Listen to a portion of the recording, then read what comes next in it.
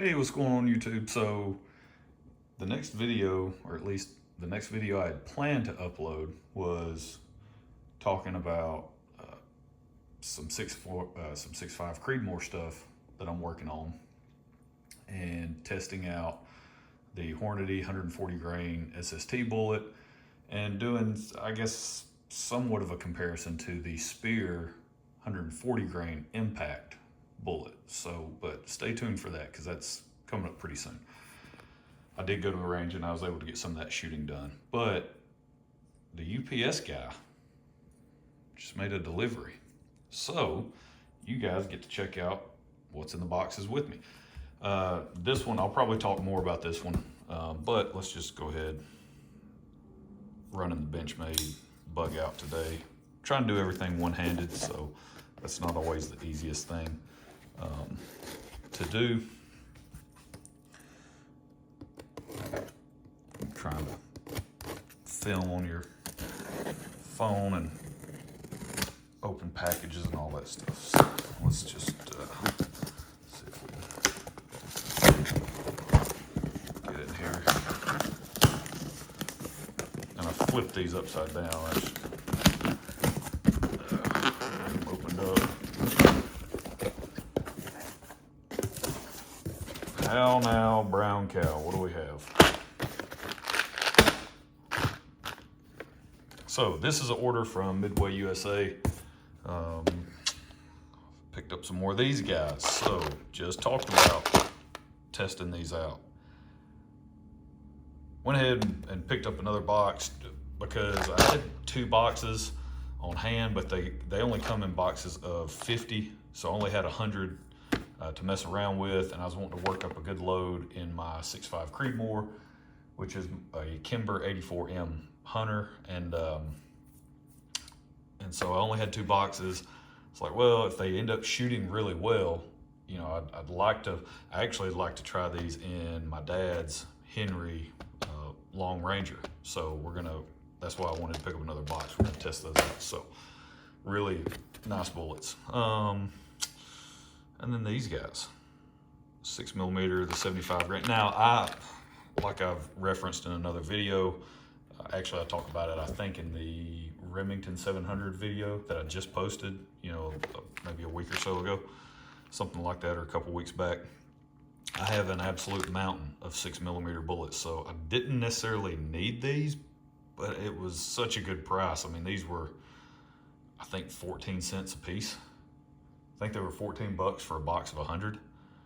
So why not, you know, just kind of tack them onto the order. So Hollow Point boat tail stuff. But this guy, check it out. So this is what is going to go on the CVA Cascade. You guys just saw the video that I recently posted about the results from trying out Shooter's World Match Rifle powder and the Sierra 165 grain Game King, testing that out in the CVA Cascade. In the video, I talk about how on the rifle, the configuration that I shot those groups, it had the SWFA fixed 10 power scope on it, the SS 10x42, and that's not the configuration that I'm going to use to hunt. That's not the hunting configuration for that setup. So I was looking for a scope. I actually had my eye on this one for a while, for probably a month or so. I've been eyeballing this thing on Midway USA, and they just kind of kept dropping the price. And it started off, it was like 195 bucks or something like that. You know, it was on sale, and for a decent price in terms of reduced from what they had originally had it priced at. And I just kept watching it drop down to like 175. And I was going to be fine with buying it at 175. Well, then I ended up, for whatever reason, didn't get around to ordering it. And I went back and looked one more time. When I finally got back around to looking, they had it marked down to 149. And I was like, okay, I'm pulling the trigger on it now, 150 bucks. So let's, let me show you guys what it is, which end. There we go. It is the 2.5 to 10 by 50 zoom rifle scope. How about that? That's interesting. Konus Pro LZ30 with their engraved 3030 reticle, duplex style-ish. It's kind of got that floating crosshair in the middle. I'm not the biggest fan of that, but I am a fan of a duplex reticle. So check this guy out. I've had, I've had my hands on like some really cheap Konus scopes in the past. This guy was not cheap. Oh, you can see how it comes packaged. It sits on this little plastic shelf insert thing, whatever. So this guy was not cheap, or at least the original, listing price wasn't cheap. Comes with covers on the cap, on the scope covers for the lenses. So I prefer that style, so that's nice. Yeah.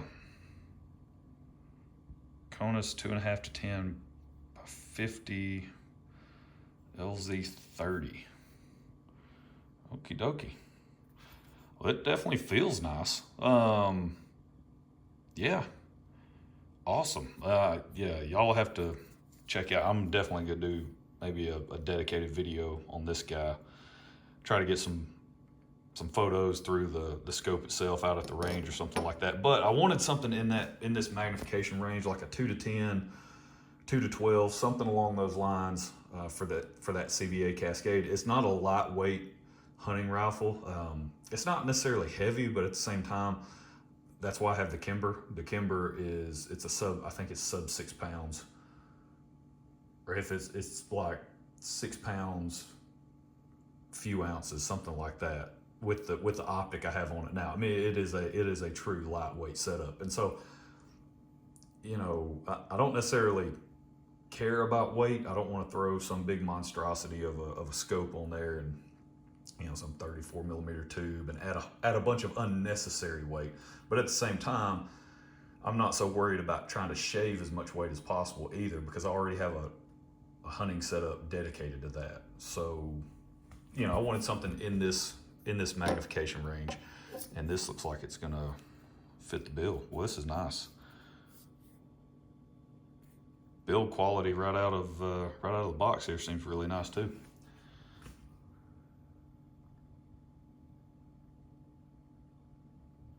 Well, that glass is pretty clear. Nice. Yeah, we'll definitely get some. We'll get some videos or some photos of that guy. So, but let's see here. Let's see if I can get this guy opened up.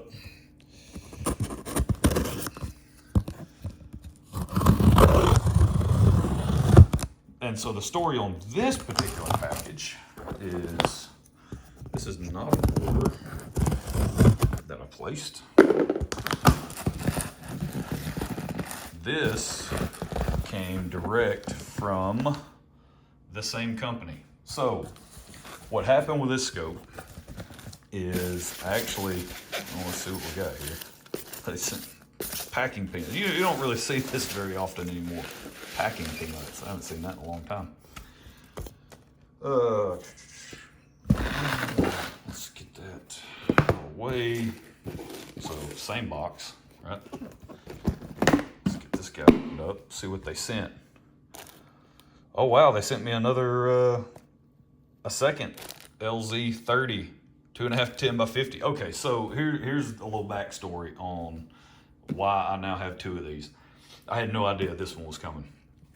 But what I did, through a trade that I made at some point in time, I ended up with a Konus M30 scope, rifle scope, and the particular one that I had, I think it's been discontinued for I don't know how long. I mean, it was a much older style. Dig around here in the packing peanuts. Okay, there's nothing, no paperwork or anything to go with it. Got it. Okay, and I ran into issues with that optic. Of course, I had it secondhand, and so I started having issues with the turrets. They were slipping whenever you would go to try to make an adjustment. And it was a really neat scope. I mean, it had a mil dot reticle, which is okay, I guess. I'm not the biggest fan of those. And I just didn't really have anything that scope was a good fit for, I guess. And it was kind of a rather large scope. I believe the magnification range, it was like 6.5 to 25 or something like that. And so again, a lot of my stuff, pretty much all of my stuff, is geared toward hunting, right? It's hunting specific. And the distances that I hunt are relatively short. You know, I'm talking 200 yards and in. And so something like that, that's more of it's more of a target application. It's, you know, I didn't really have anything that it was an appropriate fit for. And then I noticed, hey, I'm starting to have issues. The magnification ring, you know, not this one, but just on that other optic, that M30 that I had, it became loose, and you could actually push it forward and back. Then the turrets would slip whenever you would try to make an adjustment. And everything was tight in terms of, you know, the screws holding the turret and all that stuff. It's just something in the mechanism itself started to give way, and you would try to make an adjustment and it would free spin sometimes. Not much, a little bit, but enough to where, you know, now you don't know if you truly made an adjustment or not. And so I went on their website, was looking, and, you know, trying to figure out, okay, what do I need to do for a warranty, right? And so I reached out to see if I could get it repaired, because I really like the optic. And I was just going to keep it to use for, hey, if I get a new rifle or something and I just want to, you know, work up some loads and then take that off and put a hunting, more of an appropriate hunting optic on there, then that would be the case, right? So more or less just for load development. And I reached out to them. I ended up emailing, I think they're actually headquartered, or they were based in Italy, maybe. I don't know if that's where the company originated, but somehow I ended up emailing the location in Italy. They responded very quickly and said, hey, you need to reach out to our USA, or our location in the USA. You know, here's the email address. Well, I forwarded all this information to that email address, didn't hear anything for, you know, a few days. And so I was like, okay. So I reached back out to the folks in Italy and I was like, hey, can you help me with this? I reached out, I haven't heard anything. And then I did get an email from the USA branch almost immediately going, hey, you know, I'm so-and-so with the branch here in Florida, which is where they're located. Please just, you know, provide a brief description of the issues that you're having with the optic, package it up. If you have the original packaging, that's great. If you don't, no big deal. Just send it in, send a brief description with it of what's wrong with it, and then we will either repair or replace the optic, you know, as we can, right? And then that's it. So that's what I did. And that's been probably a week and a half ago. I sent this off. Yeah, maybe 10 days ago, something like that, 10 or 12 days ago, maybe coming up. It was coming up on 2 weeks in a couple of days. And I guess they replaced it. So, which is cool. That's fine with me. I'm fine with that optic being replaced. So yeah, this is what they sent in its stead. So now, well, that's kind of cool, because now we actually have 2 copies of the exact same optic that we can do some comparison with. Hopefully these are identical and there's no discernible differences between either one. That would be nice. But yeah, that's pretty awesome, because now I can actually use this, you know, for a hunting setup too, because that was going to be the thing. I was just going to get that back and use it just like what I was talking about, just use it for load development purposes and then transition it off and replace it with something else. But yeah, it's pretty awesome. I will take that all day long. So good stuff. This is the only time I've ever had to deal with Konus. I guess that's how you pronounce it. In terms of a warranty or anything like that, or customer service related issues. And just in this one limited experience, I am a fan. I do appreciate that. Now, I had to pay for shipping. I can't remember it couldn't have been no more than $10, right? I paid for shipping to send the scope down there. I did include the issues that I was having, and then that's it. And then now here we are, roughly 10 days later, and we have a new scope. So awesome. But if you guys have ever used this brand before, yeah, just let me know what your experience has been.